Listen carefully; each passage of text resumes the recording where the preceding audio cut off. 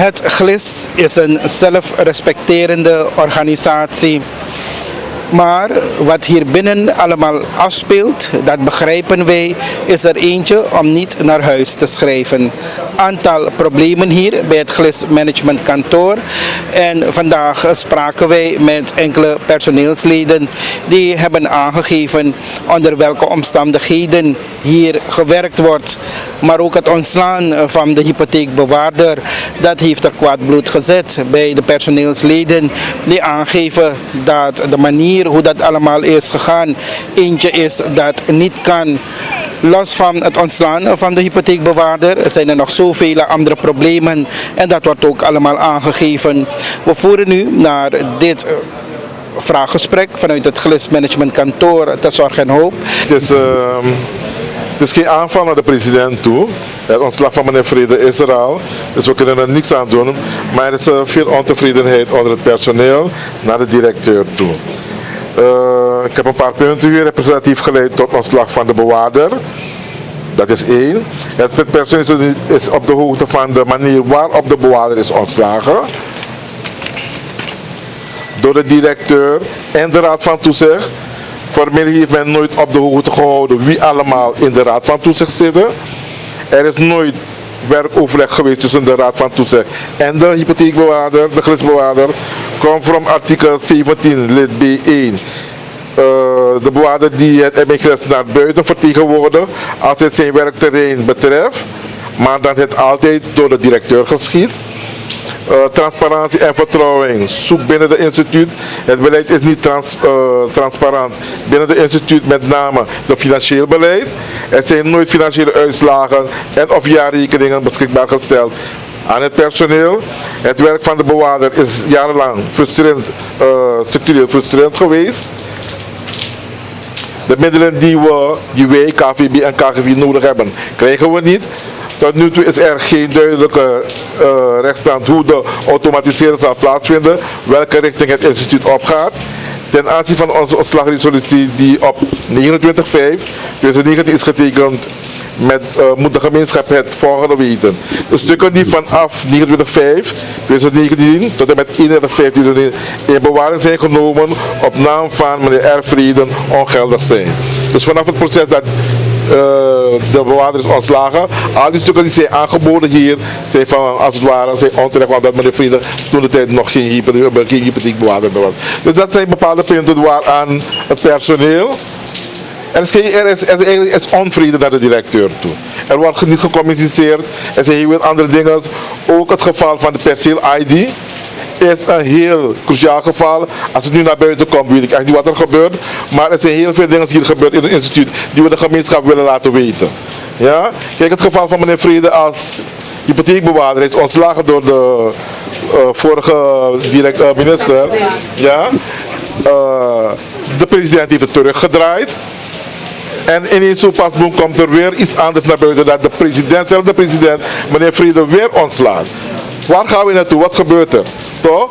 Maar op een gegeven moment, toen de hypotheekbewaarder werd ontslagen, was het dezezelfde directeur, Joni Hing, die echt uit heeft gehaald naar de president, omdat de president, meneer Vrede, weer heeft hersteld.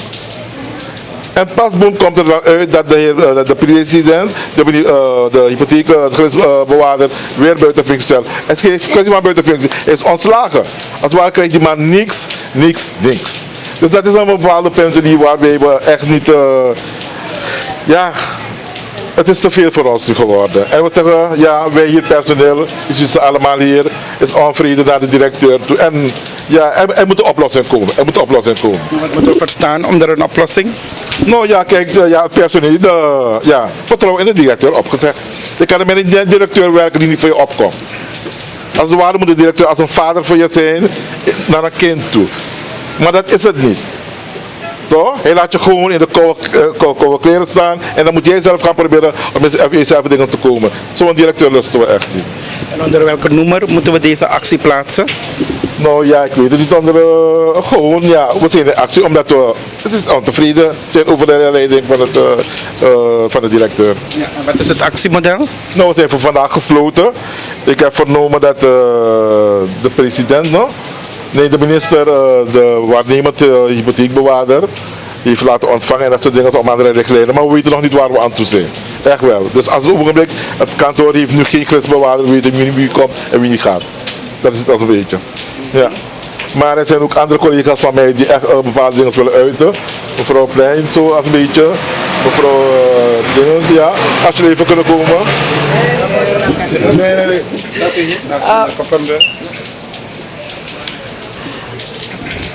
Ja, het gaat erom, kijk, het gaat erom dat we ontevreden zijn. Het personeel is ontevreden, we staan allemaal hier. En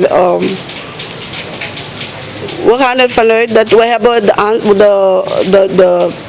hoe heet het? De tegenwerking van de bewaarder hebben we mogen meemaken. We hebben het gezien, we hebben het ervaren. En dat is even staven, maar dat is een voorbeeld. Kijk, er zijn brieven, vaak genoeg brieven gestuurd naar de bewaarder. Ik weet in 2017 december was er een brief dat er een onderzoek gaat komen naar het werk van de bewaarder, toch? Ja, toch naar het werk van de bewaarder, want er gebeuren dingen hier die daglicht niet schuwen. En wij hebben geprotesteerd toen, we hebben het kenbaar gemaakt. We hebben toen besloten niet mee te doen aan bedrijfsactiviteiten en we hebben dat ook niet gedaan.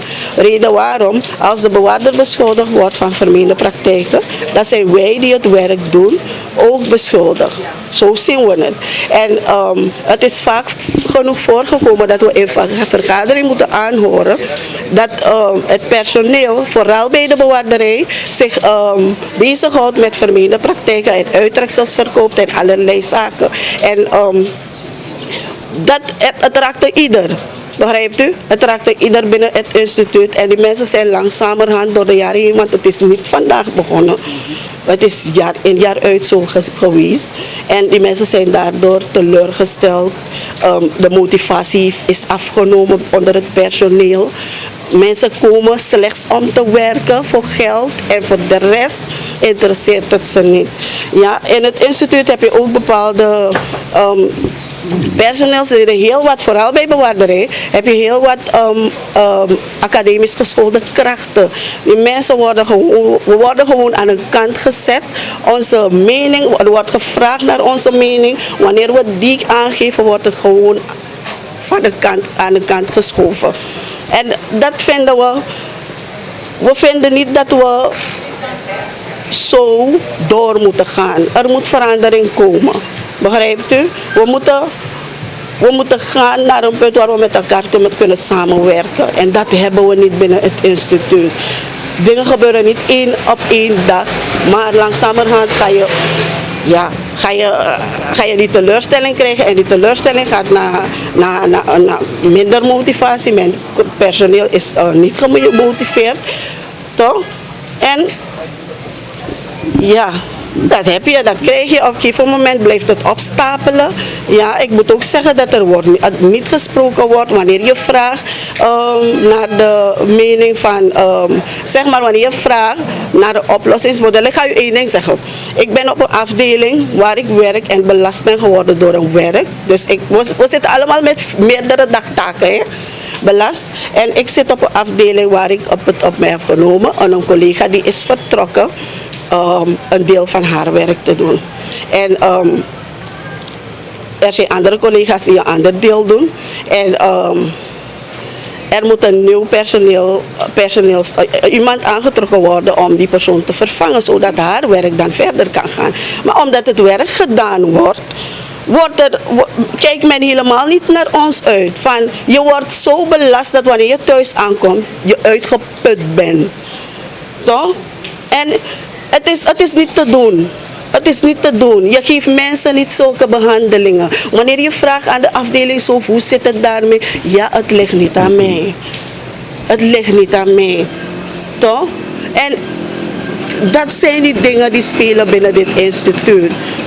Ja, we moeten het gewoon, ik vind dat we het gewoon moeten zeggen. We zijn hier gekomen met we zouden volledig geautomatiseerd zijn. Ja. Wat we tot de dag van vandaag doen, ik doe nog schrijfwerk in registers. We doen nog schrijfwerk in registers. De automatiseren en die registers gaan achteruit. Die registers gaan gewoon achteruit en je komt en soms kan je werk niet doen. Je kan een stuk niet boeken in een register. Want het is zo achteruit gegaan. Ja. En waar ligt het aan? We worden vaak geweten, we moeten zelf de stappen nemen. Maar ik ga geen materiaal gaan kopen moet ik materiaal gaan kopen om een register te vernieuwen? Een verpulverde register te vernieuwen? Het werkt niet. Het instituut moet dat in materiaal voorzien. En dat soort van dingen creëren door de jaren heen ontevredenheid. De vorige keer zijn jullie naar het parlement geweest. Hebben jullie al nagedacht wat jullie nu gaan doen? Nou, sowieso gaan we niet naar het parlement. Ik denk het niet. Ik denk niet dat we naar het parlement. Er is een vergadering nu met de afdelingshoofden en de coördinatoren. Dus we wachten af wat zij voor ons brengen van de directeur. Laat me dit ook zeggen. Het is teleurstellend wat we hebben meegemaakt. Maar meer nog dat de directeur na het ontslag van de bewaarder, het vorige ontslag, en de meeting, na het ontslag van de bewaarder en tot de dag van vandaag, we zitten al bijna 2 maanden verder. Hè? En de directeur heeft nadat de bewaarder terug is geweest, hebben we geen vergadering met de directeur gehad. De directeur wenst ons waarschijnlijk niet te spreken. Hij vervangen worden? Nou, als dat het is, dan moet het. Want ik zeg één ding, we kunnen zo niet verder gaan. Ik vraag me af, wat is er? Is er een plan een plan uitgezet om het goed te maken met het personeel, zodat we verder kunnen gaan? Er moet een plan zijn, toch? Hoe gaan we het goed maken zodat we verder kunnen gaan? En ik weet niet of dat er is hoor, dus ik weet het niet. Ik kan daarop geen antwoord geven, maar dat verwacht ik wel van. Er is een plan, het personeel is ontevreden en we moeten verder. Maar de gemeenschap zag dit altijd als een zichzelf respecterende organisatie. Maar als ik zo moet horen, dan is er behoorlijk veel mis hier. Niet alles wat blinkt is goud, meneer Gonish. Niet alles wat blinkt is goud. Iets kan nog zo mooi eruit zien, maar wanneer u binnengaat, een huis, je weet niet wat er daar afspeelt. En als het ware zijn er nog heel veel dingen die besproken moeten worden, die we op gemeenschap willen laten weten. Bijvoorbeeld van die perceel-ID. Ja, misschien gaat u het later stadium horen, maar we gaan het gewoon per publiceren. Want als het ware, meneer Vrede en zijn organisatie hadden heel wat statements erin gevonden. Maar op den duur is het toch doorgedrukt door de directeur. Ik weet niet of andere vorm en dat soort dingen.